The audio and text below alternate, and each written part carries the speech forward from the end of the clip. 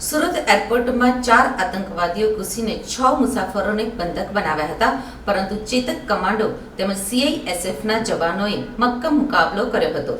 આ મોક ડ્રીલમાં સીઆઈએસએફના જવાનો અને તમામ અધિકારીઓ ઉપસ્થિત રહ્યા હતા. સુરત એરપોર્ટને વહેલી સવારે 6:30 વાગ્યે વિમાન હાઇજેક કરવાના ઈરાદે 4 આતંકીઓ મુસાફરના વેશમાં કાર સાથે સુરત એરપોર્ટના A2 ગેટ ઉપર પહોંચ્યા હતા.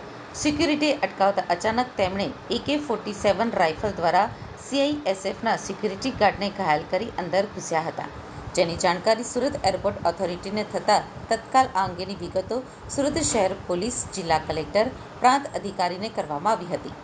સુરત પોલીસ તથા સીઆઈએસએફ દ્વારા સમગ્ર એરપોર્ટને કોર્ડન કરવામાં આવ્યો હતો.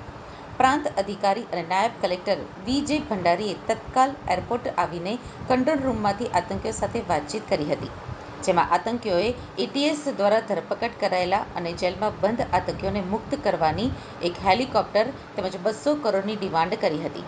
આખરે ચેતક કમાન્ડો ગોહિલની આગેવાનીમાં કમાન્ડોએ તકનો લાભ લઈ આતંકીઓને ઝબ્બે કર્યા હતા અને તેમની પાસેથી 4 AK-47 રાઇફલ કબજે કરી હતી. આતંકવાદીઓ સાથે મુઠભેડમાં આતંકીઓએ 15 રાઉન્ડ ફાયરિંગ કર્યું હતું, જેનો કમાન્ડોએ મજબૂતાઈથી મુકાબલો કર્યો હતો. સર્ચ ઓપરેશન દરમિયાન તમામ 6 બંધકોને સુરક્ષિત મુક્ત કરાવવામાં સફળતા મળી હતી. કોઈ જ જાનહાનિ વિના ઓપરેશન સફળતાપૂર્વક પાર પાડવામાં આવ્યું હતું. મોકડ્રીલ દરમિયાન જિલ્લા વહીવટીતંત્ર, સિટી પોલીસ દ્વારા એરપોર્ટથી સિવિલ સુધી ગ્રીન કોરિડોર, એરપોર્ટની ફરતે પૂરતો પોલીસ બંદોબસ્ત, એરપોર્ટ પાસે ટ્રાફિક મેનેજમેન્ટ સરળતાથી કરીને મોકડ્રીલને સફળ બનાવી હતી.